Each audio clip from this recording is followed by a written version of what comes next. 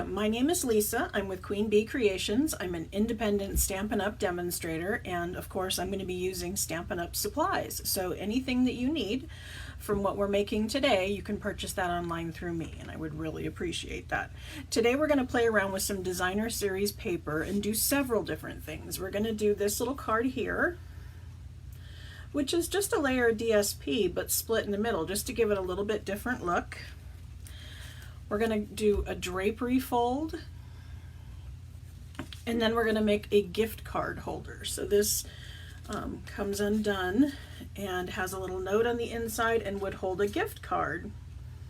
So 3 little projects today. They're all using the same designer series paper, and you don't have to use what I'm using. You can use any designer series paper. I just have found at the end of this last catalog, for some reason, I had more leftover designer series paper than usual, and I wanted to make sure that I used it more because that obviously meant I wasn't using it enough.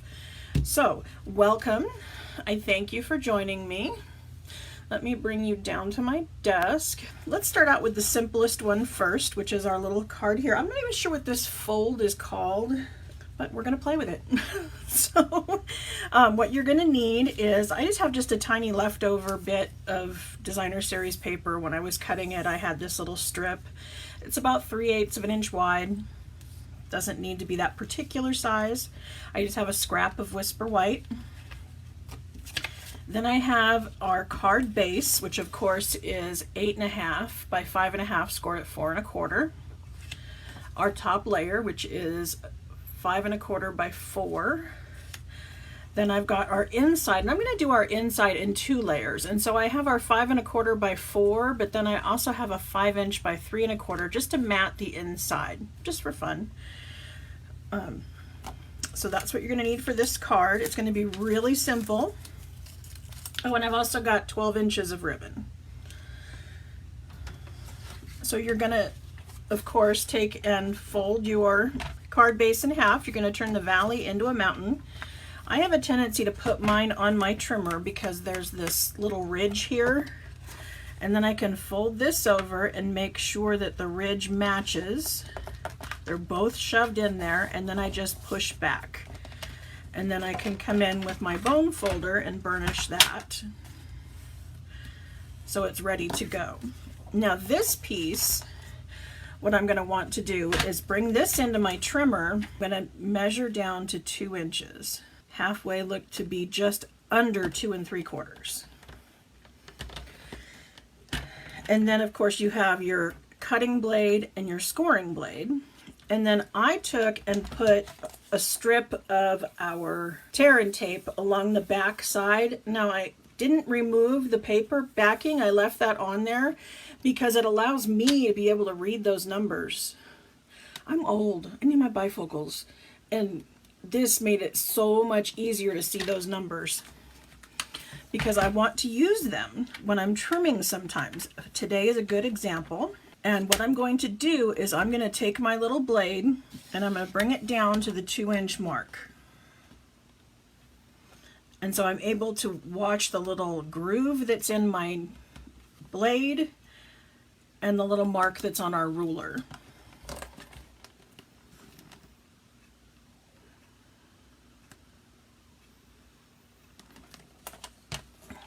And that was all I really needed to do. Now I just want to make sure I kind of know where that is, and then I'm going to take the scoring blade and I'm going to put that right in the groove of our track, and then the point in the groove of our track. So this is the top of where I cut in the groove, and then the point in the groove, and then I'm going to score. And then I'm going to flip it over and I'm going to do the same exact thing. I'm going to feel till I've got that in the groove, put my point in the groove, and then score this way. And that's just going to get me a nice clean fold as I fold back those two corners.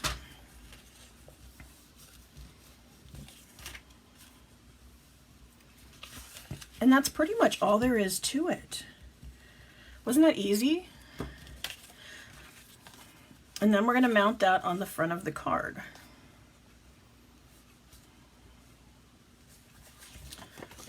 So I'm going to bring in some Stampin' Seal.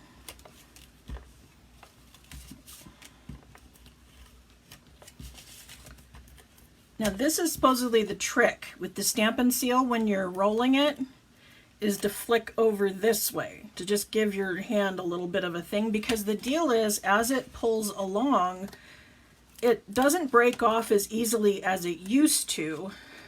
So there's like these stretchy little goobers, let's see, that kind of hang on. Whereas the snail would have broken off, the seal being stronger has that extra little bit to it. And so by rolling over and flicking, what that's doing is it's flicking it off up here, which is the important part, because if it snaps off back here, further back on the little rail, it's not going to catch your paper. You want the broken part to be right up here at the tip, so that when you start again, it easily grabs the paper. If it breaks off down here, it will not, and you'll need to advance it with your finger.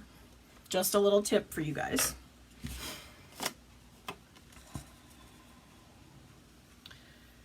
It's really easy to use, and I love it, and it sticks so well. I think we all just get kind of accustomed, you know, we've been using snail for so long that because this is a rolling tape, we expect it to work the same way, and it doesn't necessarily do that because it's stronger, and that's a good thing, right?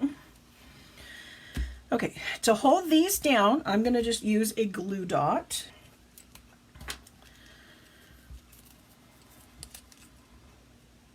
So I'm just using the pointy end of my Take Your Pick tool. I'm going to put that on the point.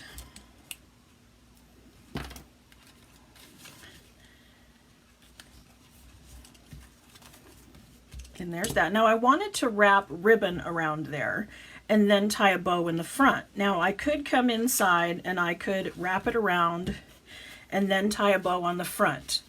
I'm finding a lot of you guys hate that. So what I'm going to do is I'm going to bring in my little bow maker, and I'm going to make my bow in the middle. So I'm just going to put this on here, make my bow, and then I'm going to slide it off. And then I'm just finagling the ribbon so that the bow goes back on itself, so that when I bring it over to my card and I go to wrap it around, it will lay the way I want it. And then I can come in on the inside and just put a couple glue dots here to hold it in place. Now this one was long enough and I was able to make it match, which doesn't look too bad on the inside. My other one was a little bit short. And so what I did is I just took a strip of paper that I used on the inside of my card and covered up the ribbon. Now you could also do this with one more layer and then run the ribbon between, like we're going to do on the next card. But don't be afraid to put a little strip of ribbon on the inside. It still looks pretty. I mean, if you go to Hallmark, they're going to have some cards that do that, and it's very pretty. Okay, inside the card, I'm going to keep it simple. I'm using our Prized Peony stamps, which is the stamps that go with this designer series paper. I want to remind you guys about the simple, simple, simple way to mount these stamps. If you're afraid of mounting your red rubber for fear of messing them up, I have the perfect trick. So I'm going to take my labels, and I'm just folding back a little bit so that I can grip those edges to peel those off later. And then I'm going to peel this way and make sure I'm grabbing the whole thing, sticker and covering. And then I'm going to put this on a block. And see, this is why I needed those little things, so I can grab hold and pull this off to expose the super sticky side that's going to go to our stamp. So I'm going to peel off the protective coating on there, put that down, and then I'm just going to line the stamp over the top of the red rubber And then as soon as I have it lined up, push down. And there you go. It's mounted. And then it peels off and has your sticker attached. How easy is that? Is that crazy or what? I don't know how many years that I have been struggling with making sure my stickers were on like just right. This made it so simple. Okay, back to our card. What we're gonna do is we're gonna just take a little flower and we're gonna stamp some in the corner. I put my ink away, imagine that. Things are back where they belong. No wonder I couldn't find it. Okay, just a little flower here, a little flower here.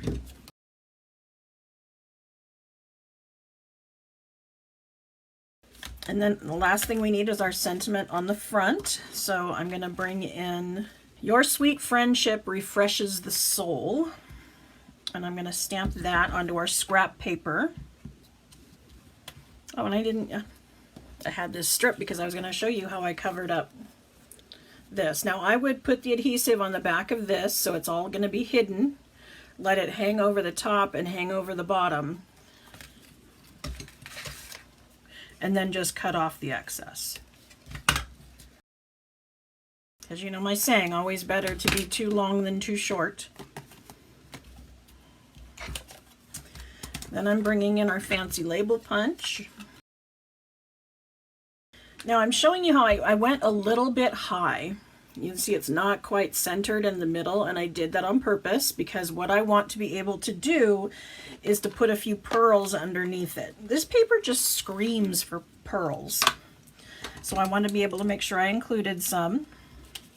So I'm going to put one over here, and then I want 3 in a row. And rather than doing the next one right here, I'm going to come over here and do this one instead. So I've done the 2 outsides, and that makes it so much easier to put in the last one because then all I have to do is center it between the other 2. And they line up so much easier. Rather than trying to guess, you know, how far apart they would be to end up right, I do 1, 2, 3. And if I was doing 5, it would be the same kind of thing. I would do 1 on the end, 1 on the other end, 1 dead in the center, then 1 between these 2, and 1 between these 2. And it's just, it spaces out easier. Okay, then we're gonna just take some Stampin' Dimensionals, pop those on the back of our sentiment, and this card's ready to go. So that was card 1. Our next card we're gonna do is the Drapery fold. For that card, we're going to need our card base. Again, 8.5 by 5.5, scored at 4 1/4. 1 piece of designer series paper that's going to be 10.5 by 4. And then we're going to score this and we're going to cut it, but I'll show you that in a minute. I have our piece for the front, 4 inches by 5 1/4. And I went ahead and stamped the sentiment on this one because on my original card, I stamped basic gray ink on the basic gray cardstock, and it looks okay, but I thought I would give it a little more pop. Now I went looking for my silver. I don't know where it is. I'll find it as soon as I turn off the camera. But this is a smoky slate that's retired. We had that a while back, and I just thought it looked really pretty and made the sentiment pop a little more. But any kind of embossing powder would work on there, and the silver would be beautiful because it will match our ribbon. So if you have silver, use silver instead.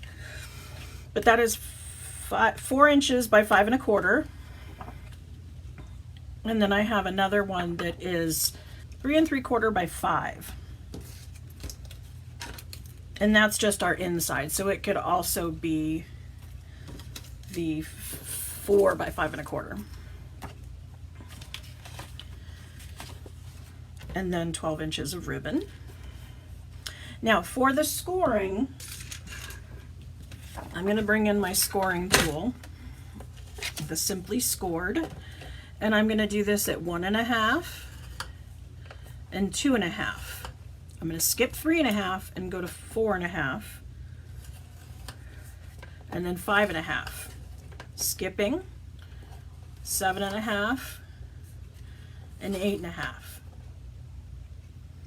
Okay, then I'm going to come down and I'm going to measure 1 inch down from the top, and I'm just going to make a little mark so I know where that is.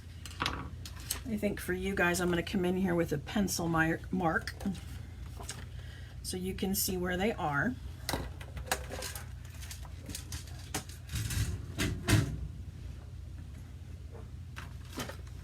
Because then I'm going to lay this in the track of my trimmer and trim off at a diagonal.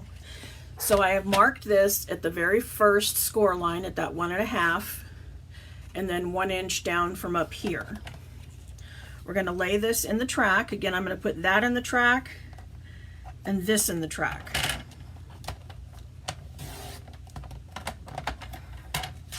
And it's just pulling that off. So you're left with that piece. Now we can start folding. I'm going to fold one direction and then the other.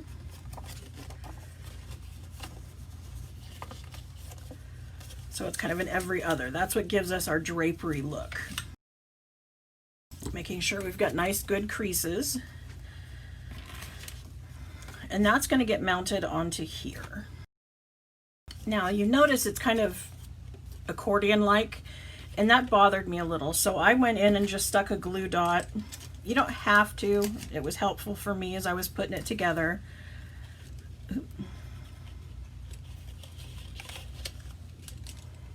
Under each little fold.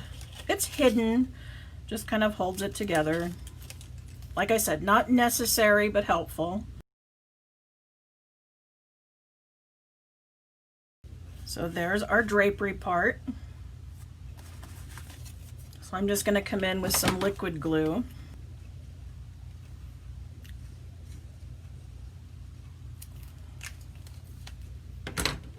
And I'm not using a lot, but the liquid glue helps me with the wiggle room so I can make sure that I'm exactly lined up on the bottom and exactly lined up on the side. So then when I'm sure I've got that right, I'm just going to trim off this tiny bit of excess.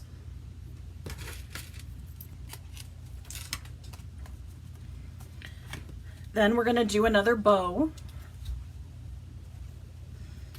So I'm going to bring back in my bow maker. If anybody wants one of these, they're for sale on my blog at queenbeecreations.net. If you scroll down on the right side, there's a button. It'll take you to a page that will let you check out with PayPal, and I could get one in the mail to you. So I've got my little ribbon all ready to go. Again, I tied my bow, left the ends blank so that I can wrap them around and adhere them on the back side.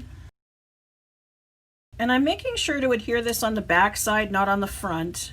I did the front on the last card. I didn't like it. This one slides around a little bit, make sure that we're even, covers up the whole line that I wanted.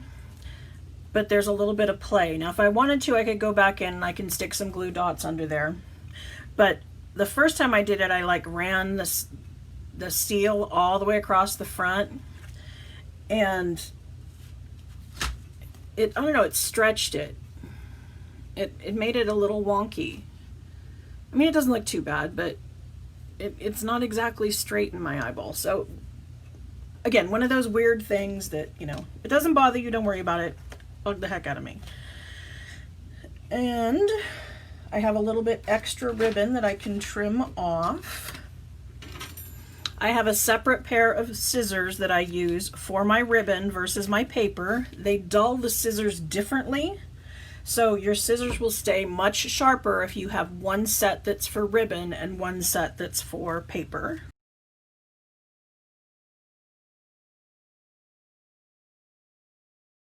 And then same idea, we have a piece of cardstock for the inside. I said happy birthday, and neither one of those sentiments seems to fit exactly perfect for me. So I'm going to just go with the flowers. And let's see, my happy birthday was out of itty bitty birthdays. So So let's do, oh, this is another thing I do. If I have excesses of something, usually I have a clear envelope on the inside, but I try to keep my leftover parts with the stamp set. I used to have them all in a drawer, and it got too big. I had too many loose parts and didn't remember what was in there. So if I keep it with the stamp set, when I use the stamp set, it reminds me, oh yeah, you have spare pieces already cut out. Now there's a little bit of adhesive went off the edge. I'm just going to use my adhesive remover. This is something that Stampin' Up! Used to sell. This is the one I bought back in the 90s, and it's still fabulous. It works great. I mean, it's, a little dirty. Every once in a while I take it to the sink. I wash it with soap and water real good, but it still works. And recently I spotted them at the dollar store, and they were only $1. So I bought one for everybody on my team and mailed them out with their packages last month. Because once a month I send everybody a packet of cards. We get together on Zoom and we all make the cards together so we can talk and craft and just have fun as a team. Most everybody on my team is a hobby demo. A couple people would like to get into it. They're a little nervous about starting out, so I would hope that they give it a try. Brooke's Card Table is one of the girls. She just started her very first blog. So if you want to go over and check her out, she's a true artist. Her stuff's amazing. Yeah, you could put a glue dot under the bow, and sometimes I'll do that to hide it, or I'll put them underneath the loops so that the bow doesn't go cockeyed. If for some reason the bow wants to keep going sideways, I'll put a little glue dot under the loop so I can keep it where I want it. So there we have card number 2. So there's your 2 cards. A little bit different.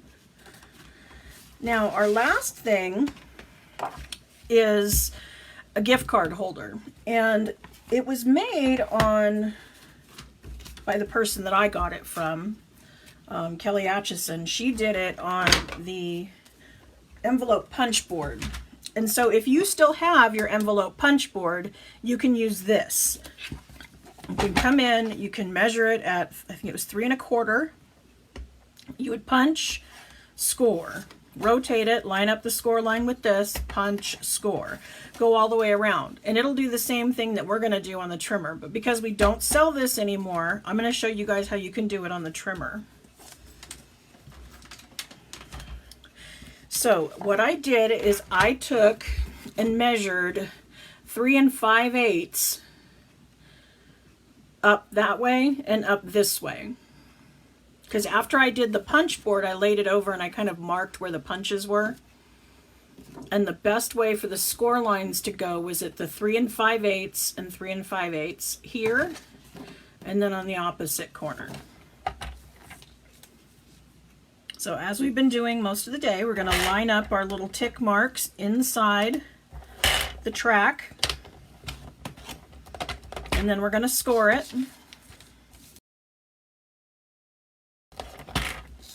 then we're going to turn around and do it the other way. I'm just going to make this a little darker so you guys can see what I'm doing here so you don't get confused. So 3 5/8 and 2 5/8. So there's a 1 inch difference between there, maybe 3/4. But then what I'm going to do is I'm just going to use my punch to take a notch out of it, which is what the envelope punch board would do. You can also cut it with scissors, not a big deal.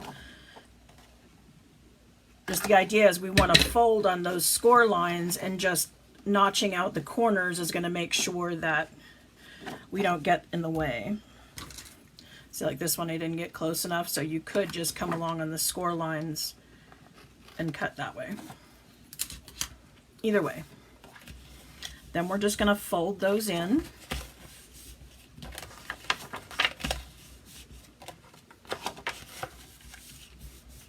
Oh, and then we want to score from here to here. Then I'm going to take and I'm going to put this point in. So all I did was I took what was sticking out folded the point into where the two score lines meet. So that's the score line in the middle and the score line on the edge. I'm going to do that on both sides. And then we're going to cut this out. Now what I'm going to do is I'm going to fold these in and put some adhesive on our little flaps. Now this one I can go all the way across, because what I'm going to do is I'm going to put my greeting in here. So I have a little piece of cardstock 3 3/4 by 2 3/4, and then another piece 3 1/2 by 2 1/2. Love and thanks to a dear friend. I love that this flower looks so pretty even when you don't color it. Things go so much faster when I don't have to stop and color for you guys. I know it's fun and I love it, but I feel like I'm wasting your time as you sit there and watch me enjoy coloring. And there you go. Your gift card would go on this side, and then it would open up. And all I did was I took another ribbon and wrapped it around and tied a bow. Sorry, I know you can't do this one on the bow maker, although somebody could probably figure it out, but because I want it to be the right size to wrap around and hold my card closed, I couldn't really do it on the bow maker.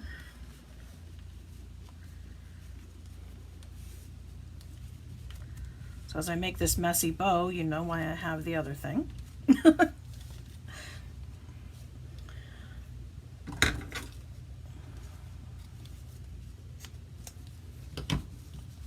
And then just to hold it in place so they don't lose the ribbon, I'm going to stick a glue dot underneath in the back. And that's just to keep it from falling off. So when they untie the card, they don't lose the ribbon. So there you go.